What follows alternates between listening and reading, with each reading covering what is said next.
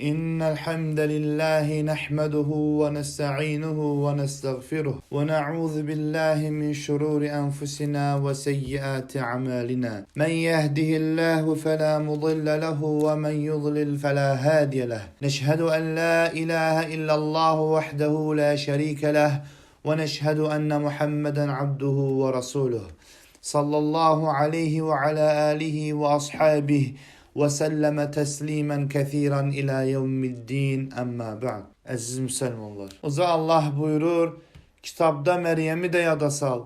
O zaman o ailesinden ayrılıp şərq tərəfdə olan bir yerə çəkilmiş və ibadət vaxtı onlardan gizlənmək üçün pərdə tutmuşdur.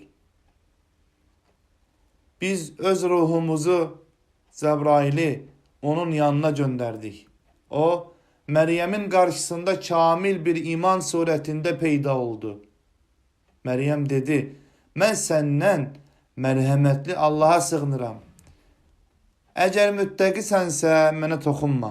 Mələk dedi, mən sənə ancaq pak bir oğlan bəxş etmək üçün Rəbbinin elçisiyəm.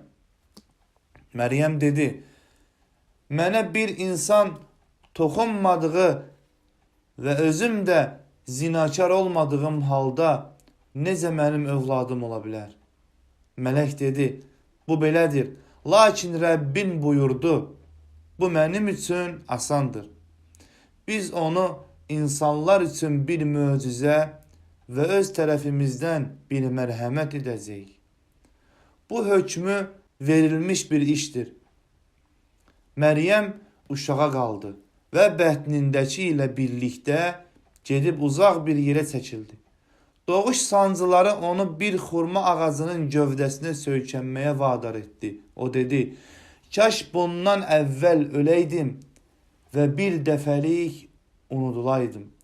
Məryəmin aşağı tərəfindən İsa və ya Cəbrail onu səsləyib dedi, qəm yemə, Rəbbin sənin ayağının altından bir bulaq axıtdı. Xurma ağacının gövdəsini özünə tərəf silkələ ki, üstünə yetişmiş təzə xurma tökülsün. Ye, iç, gözün aydın olsun. Əgər insanlardan kimsə görsən de ki, mərhəmətli Allaha oruç tutmağı nəzir etmişəm. Odur ki, bugün heç kimlə danışmayacağım. Məryəm körpəni qucağına alıb öz tayfasının yanına gətirdi.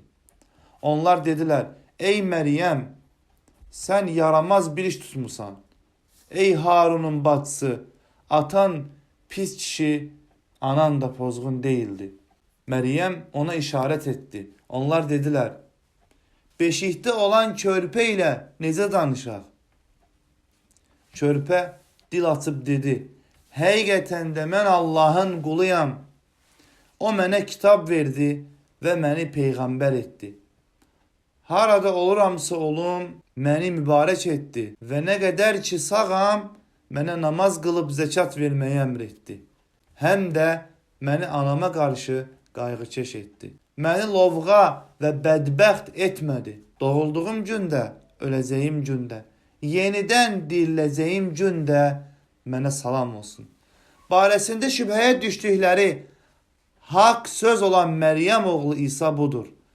Allaha övlad götürmək yaraşmaz. O pak və müqəddəsdir. O bir işin olmasını istədikdə ona ancaq ol deyər. O da dərhal olar. İsa dedi, həqiqətən Allah həm mənim Rəbbim, həm də sizin Rəbbinizdir. Elə isə yalnız ona ibadət edin. Düz yol da budur. Sonra firqələrin arasında ziddiyyət düşdü. Böyük günü görəcək kafirlərin vay halına. Onlar bizim huzurumuza gələcəkləri gün necə yaxşı eşidəcək, necə də yaxşı görəcəklər. Lakin zalimlar bugün açıq aydın azınlıq içindədirlər. Sən onları işin bitmiş olacağı peşmançılıq günü ilə qorxut. İndi onlar hələ qəflətdədirlər və iman gətirmirlər. Şübhəsiz ki, yerə və onun üstündə qalanlara biz sahib çıxacağıq.